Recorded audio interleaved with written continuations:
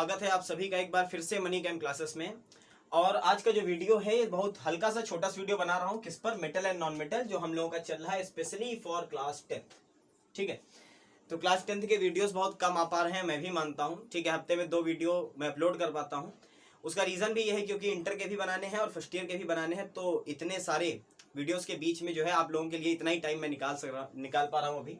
लेकिन आप लोगों के लिए अच्छी बात यह है कि आपके कितने चैप्टर मैंने खत्म कर दिए भाई। देखिए, केमिकल इक्वेशन खत्म कर दिया, एसिड बेस एंड सॉल्ट खत्म कर दिया, मेटल एंड नॉन मेटल चल रहा है, और जो आपका लास्ट चैप्टर यानी कि क्लासिफिकेशन ऑफ एलिमेंट है वो मैं बना चुका हूँ ऑलरेडी। ठीक है, पढ़ा हुआ है यूट्यूब चैनल पे।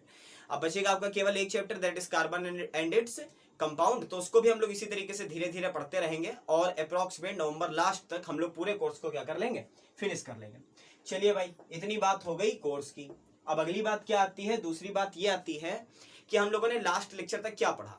तो लास्ट लेक्चर तक हम लोगों ने पढ़ा कि physical properties of non metal क्या थी। ठीक है, और आज का टॉपिक उसका अगला होगा कि chemical properties of non metal क्या होती है। जो नॉन मेटल्स हैं वो कहां कहां पर केमिकली क्या करते हैं, रिएक्ट करते हैं। बस इन चीजों को हमें क्या करना है, डिस्कस करना है बहुत अच्छे से।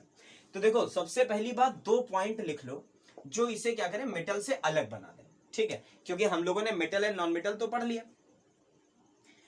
तो ऐसे 2 पॉइंट पहले लिखो जो कि नॉन मेटल्स हैं उनको क्या करते हैं भाई, मेटल से अलग बनाए कि हाँ इन जगहों पर मेटल जो थे वो रिएक्ट करते थे और जो नॉन मेटल है वो इन जगहों पर रिएक्ट नहीं करते हैं। तो देखो, 2 बहुत इंपॉर्टेंट रिएक्शन है। पहली रिएक्शन हम लोगों ने पढ़ी थी, रिएक्शन विद डाइल्यूट एसिड। तो पहला पॉइंट लिखो, they do not react with dilute acid. ठीक है, ये डाइल्यूट एसिड्स के साथ में रिएक्ट नहीं करते। जबकि हम लोगों ने ये पढ़ा था कि अगर कोई मेटल है और उसको ऐसे रिएक्ट कराया जाए तो क्या बना देगी भाई, सॉल्ट बना देगी। और कौन सी गैस निकल जाएगी भाई, हाइड्रोजन गैस जो है वो निकल जाया करेगी ऐसी रिएक्शन में। तो ऐसी रिएक्शन हम लोगों ने मेटल के बारे में पढ़ी थी, लेकिन ऐसी कोई भी रिएक्शन कौन नहीं देता है, नॉन मेटल नहीं देता है। यहां पर रीजन भी लिख लो इसका, because reactivity of non metal, NM जहां पर लिखो उसका मतलब क्या है, non metal. Reactivity of non metal is less than hydrogen, क्योंकि जो रिएक्टिविटी होती है वो हाइड्रोजन से क्या होती है, कम होती है।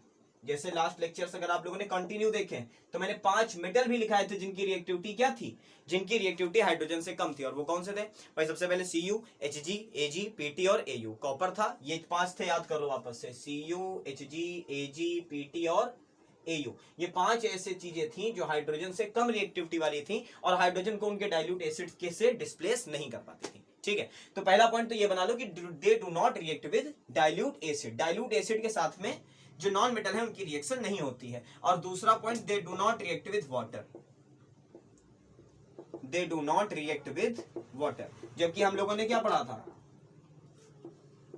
कि अगर मेटल रखा हो और वाटर की प्रेजेंस हो तो ऑक्सीडाइज हो जाएगा मेटल, और अगर ऑक्सीजन और वाटर यानी कि मॉइस्चर दोनों की प्रेजेंस है तो और बढ़िया तरीके से ऑक्सीडाइज होगा। तो ये 2 पॉइंट ऐसे हैं जो पहली बात तो मेटल को नॉन मेटल से रिएक्टिविटी में क्या बनाते हैं, डिफर बनाते हैं, कि हाँ दोनों में अंतर तो है।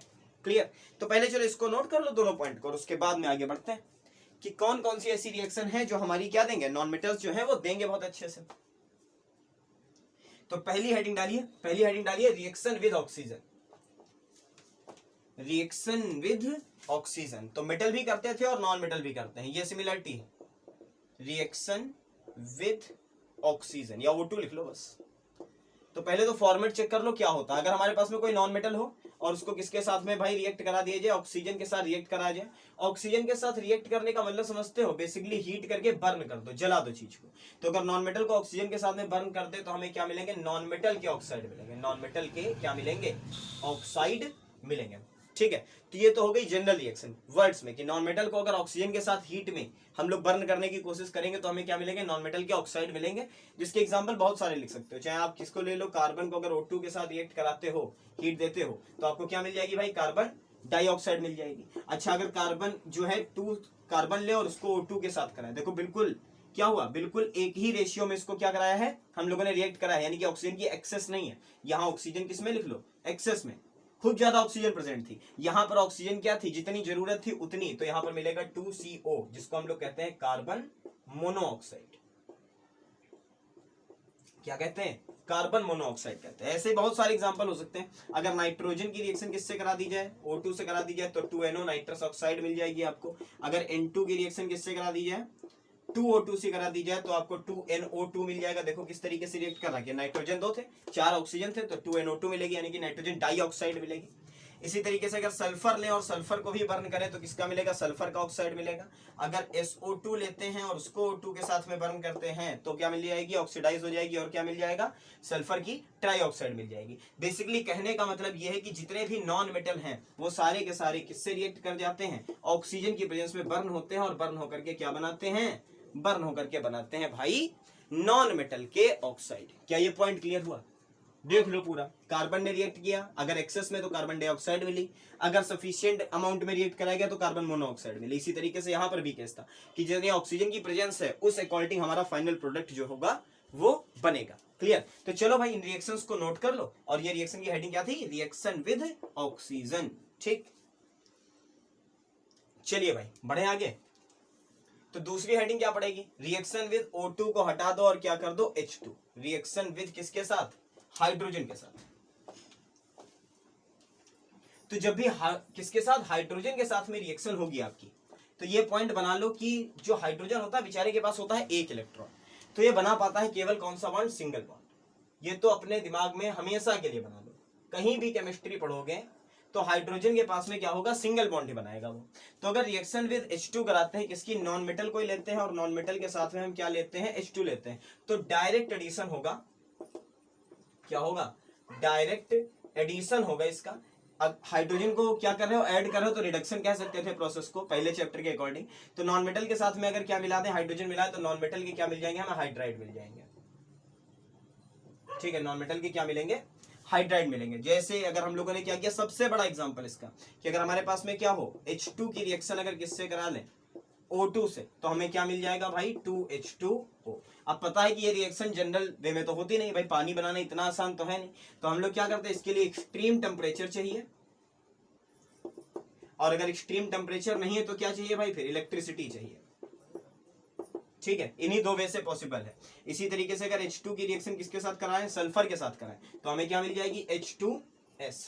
ठीक है, क्या मिल जाएगी, H2S मिल जाएगी। चलो ये दूसरी हो गई, ये पहली हो गई, ये दूसरी रिएक्शन हो गई। और कोई कर सकता है, बहुत प्यारी रिएक्शन है, N2+3H2 गिव्स आउट, FeMO की प्रेजेंस होती है, और क्या मिलता है हमें, 2NH3 अमोनिया गैस।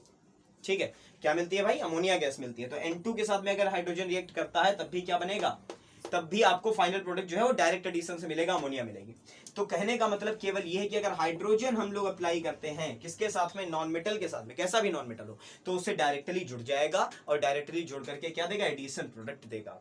चलिए भाई इसको भी नोट कर लीजिए, इसको नोट कर लो, फिर आगे बढ़े अगली रिएक्शन की तरफ। हो गया, अब अगली रिएक्शन क्या होगी, अगली रिएक्शन में H2 को गायब करो और H2 की जगह लिख दो X। अब कहो X क्या है सर, तो X है भाई हैलोजन। ध्यान से पढ़ते रहो चीजों को, बस समझ में आती रहेंगी सारी की सारी।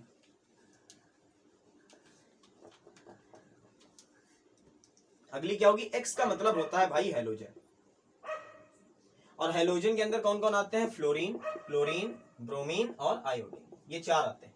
इसमें एक और ग्रुप है, ग्रुप में एक और एलिमेंट पाया जाता है, दैट इज एस्टेटिन। ये पॉइंट बना लेना कि FCl, Bri, ये चार तो हैलोजन है, लेकिन एस्टेटिन को कभी हैलोजन नहीं बोला जाता क्योंकि वो रेडियो एक्टिव सब्सटेंस है। ठीक है, चलो भाई, तो अगर इनके साथ में रिएक्शन कराते हैं तो हमें क्या मिलेंगे, तो हमें मिलते हैं एसिड्स। मान लो क्या कर लें हम लोग, हमारे पास में नॉन मेटल है ये H2 प्लस ये, भाई ये भी तो सारे के सारे क्या है, नॉन मेटल ही है, सारे के सारे नॉन, और सबसे बढ़िया नॉन मेटल तो यही है। सबसे ज्यादा इलेक्ट्रोनेगेटिव कौन होता है, फ्लोरीन होता है। तो अगर Cl2 की किससे कराई जाए, H2 के साथ रिएक्शन कराई जाए, HNu की प्रेजेंस रहेगी। HNu का मतलब किसकी प्रेजेंस, लाइट की प्रेजेंस। तो आपको क्या मिलेगा भाई, 2HCl। इसी तरीके से अगर हाइड्रोजन रिएक्ट करता है किसके साथ में, फ्लोरीन के बाद क्लोरीन के साथ में, क्लोरीन के साथ करा लिया ना, तो फ्लोरीन के साथ करा लो, चलो तो मिल गया 2HF। इसी तरीके से अगर H2 की रिएक्शन कराई जाए Br2 के साथ में तो मिलेगा 2HBr। और अगर इसी तरीके से H2 की रिएक्शन कराई जाए किसके साथ में, किसके साथ करा दे भाई, I2 के साथ करा दे तो मिल जाएगा 2HI। ठीक है, तो इस किसकी रिएक्शन ऑफ हैलोजन लिख लो, ये लो, reaction of X with H2।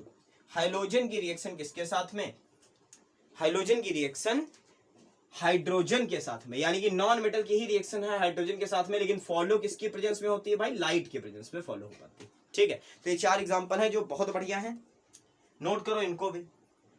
और इसके बाद में एक ऐसा पॉइंट उठा लेते हैं कि वहीं से हम लोग अपने अगले वीडियो को रिलेट कर सके और वहीं पर खत्म कर देंगे इस वीडियो को। तो अगली जो रिएक्शन होगी वही रिएक्शन मेन इस चैप्टर में पढ़ाना चाहता था, क्योंकि ये सारी तो बेसिक प्रॉपर्टीज भाई फिजिकल बता दी, कुछ केमिकल बता दी। इस चैप्टर का मेन पर्पस था कि हमें मेटल पढ़ाया गया, मेटल के बाद हमें क्या पढ़ाया गया, नॉन मेटल पढ़ाया गया, और उसके